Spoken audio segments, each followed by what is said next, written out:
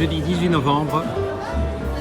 Aujourd'hui, nous nous retrouvons chez Huberty Brand pour une série de capsules à l'occasion du centenaire de la naissance d'un tout grand de la BD belge, Jacques Martin, l'auteur évidemment d'Alix, les Guy Lefranc et de plein d'autres choses.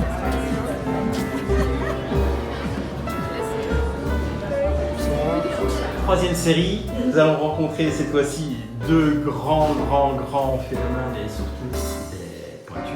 François Cornet-Gianni et Christophe Alves qui nous reçoivent donc toujours dans ce centenaire de Jacques Martin. On remercie d'ailleurs Huberty Brand de nous avoir prêté ce local. Bonjour messieurs, vous allez bien? Ça va. Eh bien, on va donc vous poser quelques petites questions. Une très longue période qui commence avec le centenaire de Jacques Martin. Et donc j'avais envie de vous poser une première petite question très simple. Comment êtes-vous tombé dans l'univers de Jacques Martin, chacun? Vas-y, c'est parce que comme moi, je suis tombé dedans en lisant Tintin parce que mon frère était abonné à Tintin. Et donc, bon, je suis quand même plus jeune que Lefranc, parce que je crois que le premier Lefranc c'était en 52. Ouais. Donc j'ai découvert ça quand j'avais une dizaine d'années. Voilà. Donc, je crois qu'on m'avait acheté, je ne sais plus quoi comme album. J'étais malade, je ne sais plus lequel c'était, mais enfin moi j'ai découvert.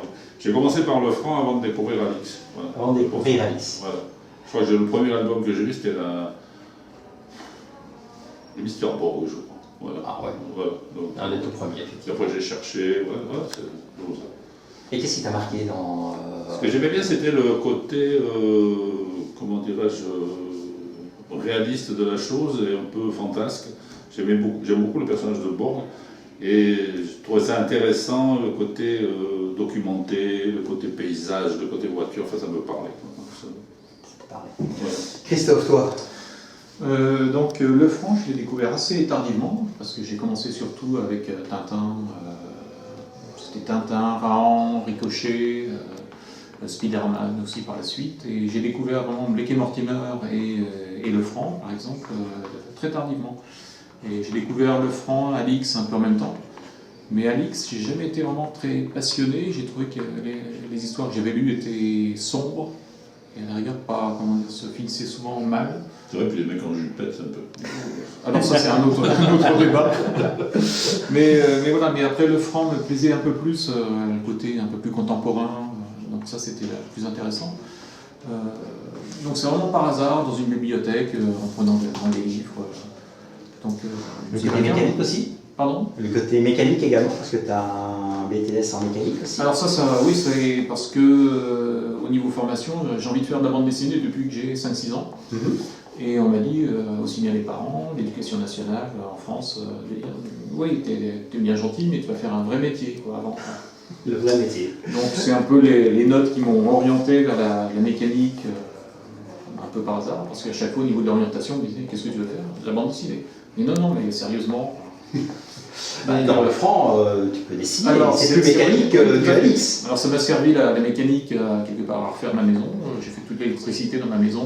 D'accord. Donc bon, ça peut avoir des avantages aussi. Mais tu veux passer chez moi, d'ailleurs j'ai d'autres. Si je peux t'aider. Donc voilà, et puis après c'est vrai que le côté dessin industriel aussi, c'est vrai pour faire ne serait-ce que des décors, des choses comme ça. Donc ça a aussi été une petite base, on va dire, pour le dessin.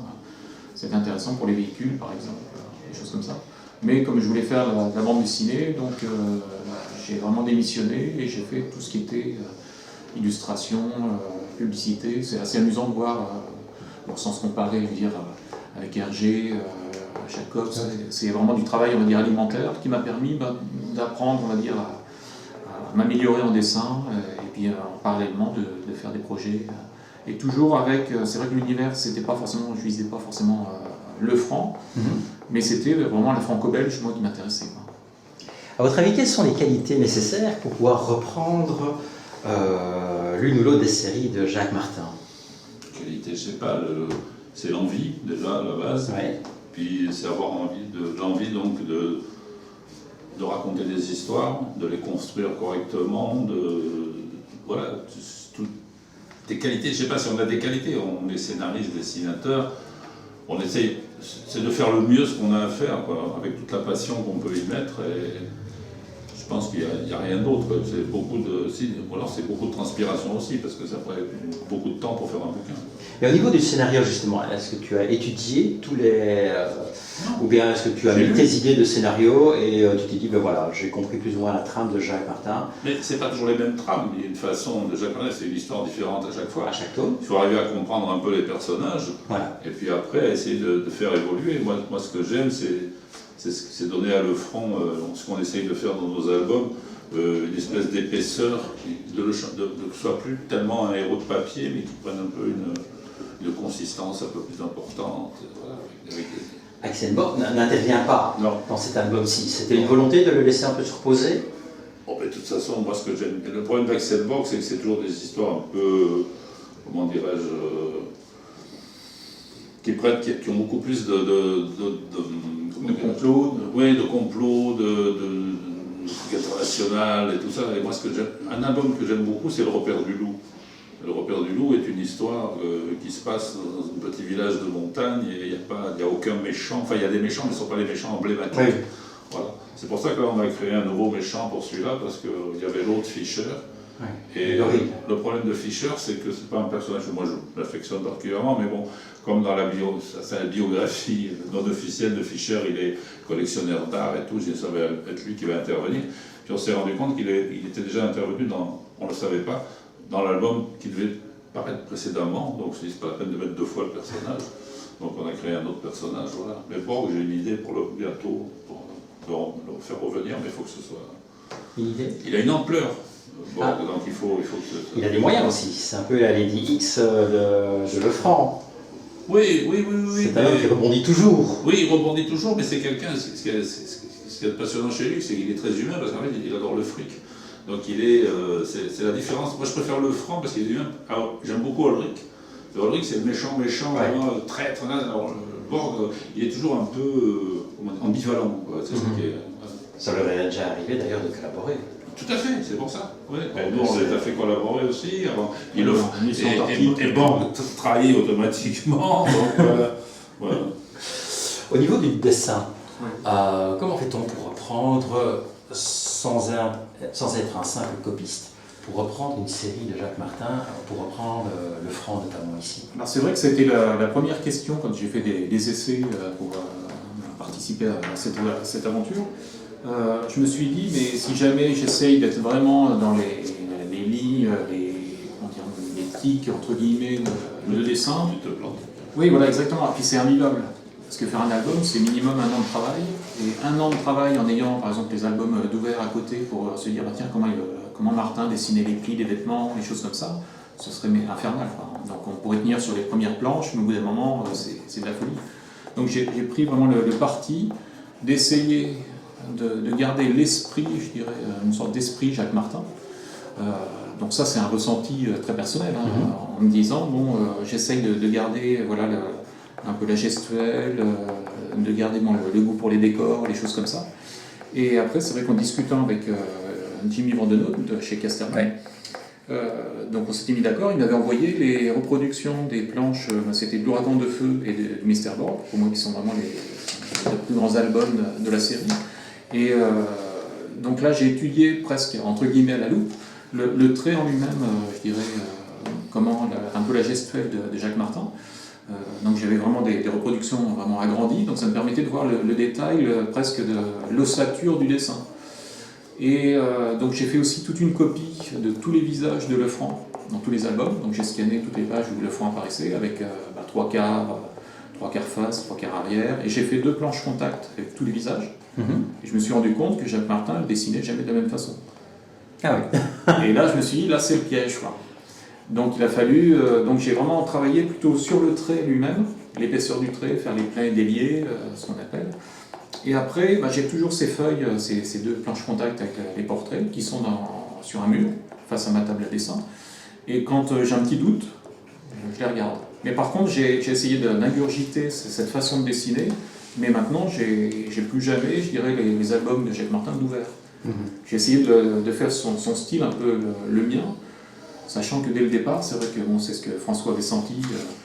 Je suis passionné par la franco-belge, donc ça n'a pas été, je pense, très difficile de changer un peu le costume. Le costume était, je pense, un peu adapté.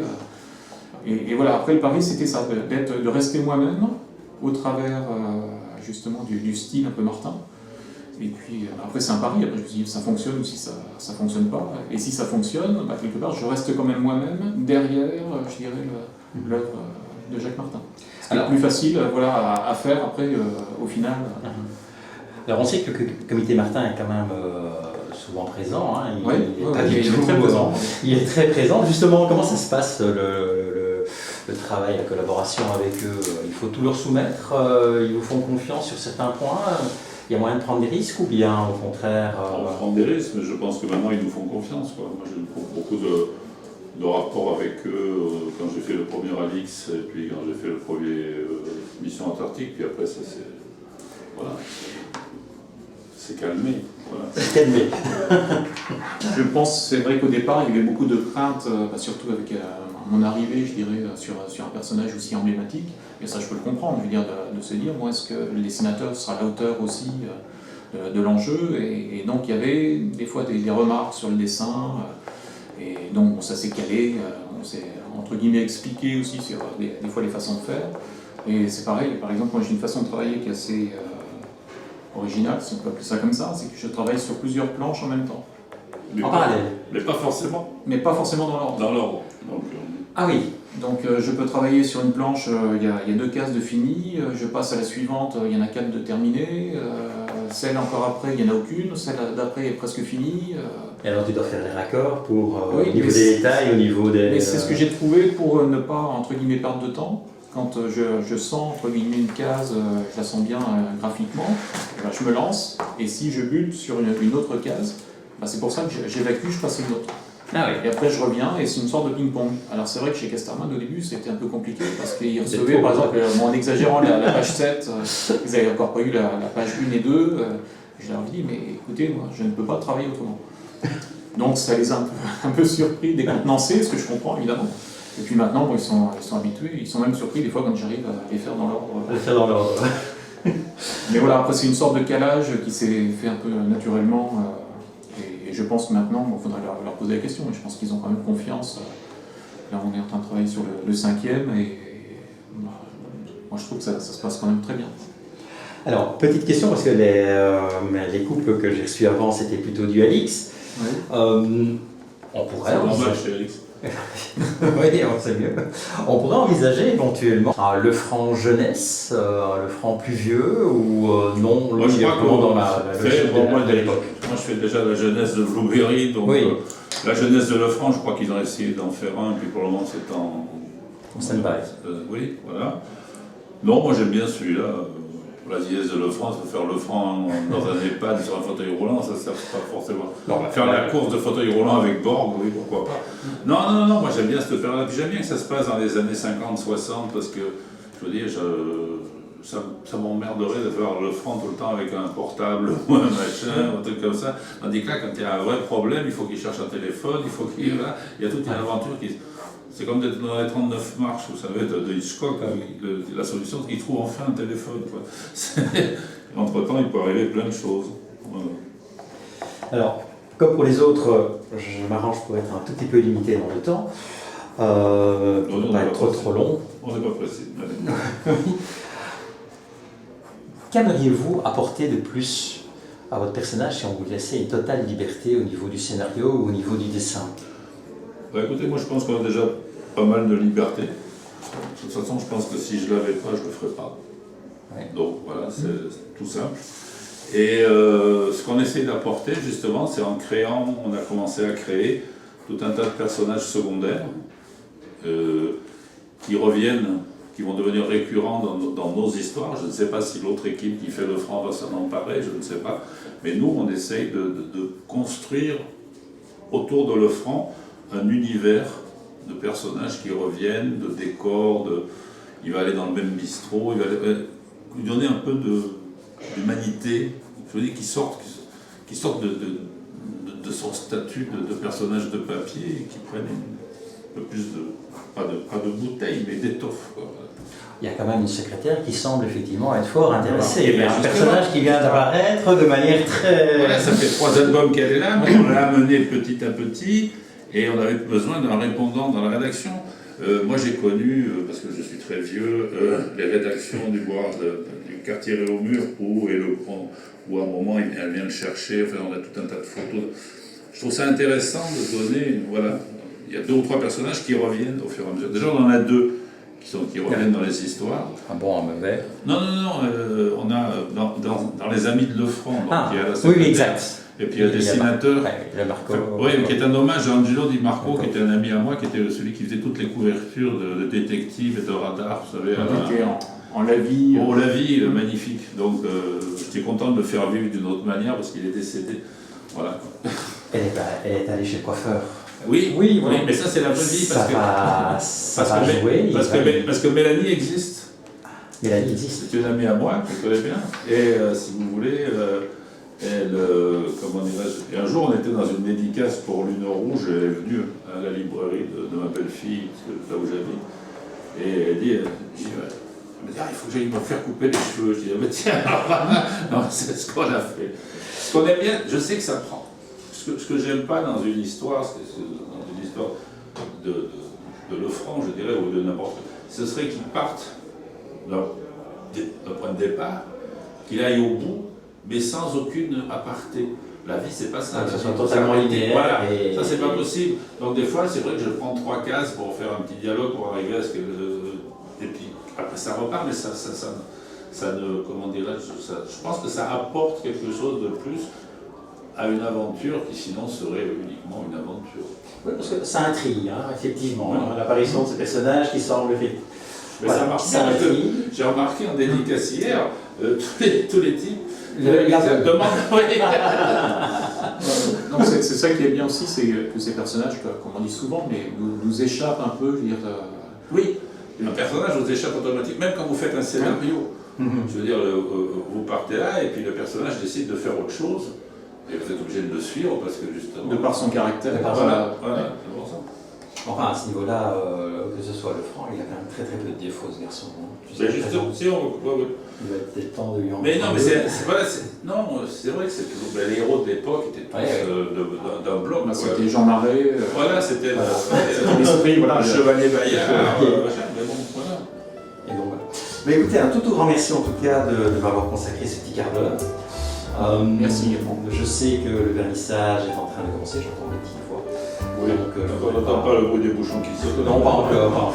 Et donc, évidemment, de notre côté, je vous remercie d'avoir suivi cette 3e capsule. On va pas la faire trop long. Vous devinez la suite, évidemment. D'accord? On va voir s'il y a encore quelqu'un, ou bien sinon, c'est à la prochaine fois. Bye bye, au revoir, merci.